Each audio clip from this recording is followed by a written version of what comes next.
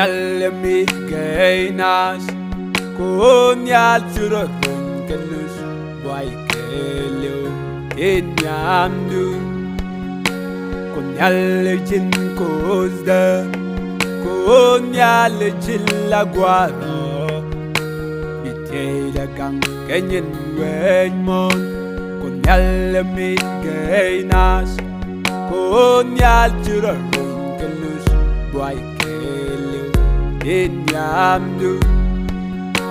Kunyal jin kozda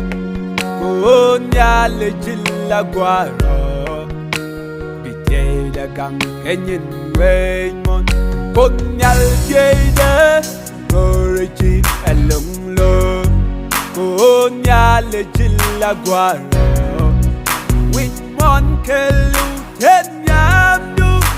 Kunyal jin kozda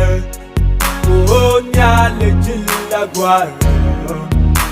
Bitela kang kanyin wenmon Kunyal jayda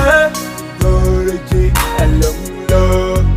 Kunyal jin lagwaro Winmon kelu tenyamdu Kunyal jin kozda Kunyal jin lagwaro Bitela kang kanyin wenmon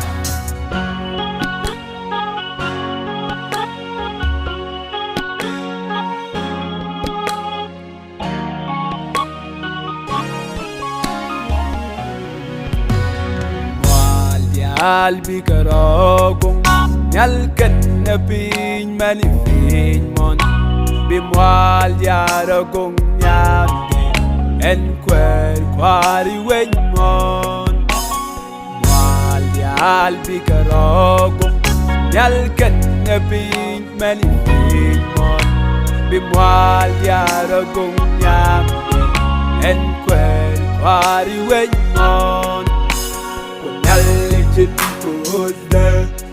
Kunyal jin lagwaro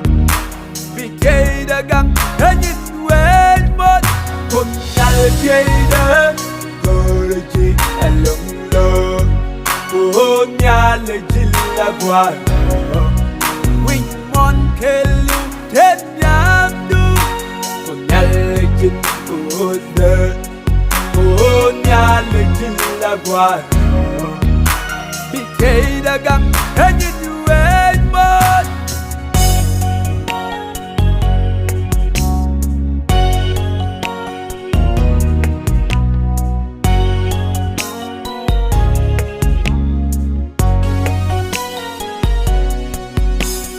Nene jejana vini Bajanen duru wenmon Biduru wenmon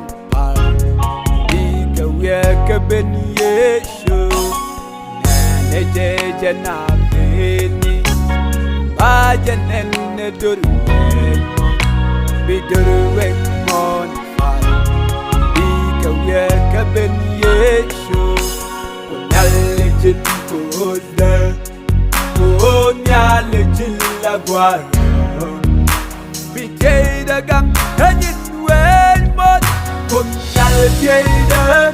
Goriji alung lo Kunyal jin lagwaro Winmon kelu tenyamdu Kunyal jin kozda Kunyal jin lagwaro Bitela kang kanyin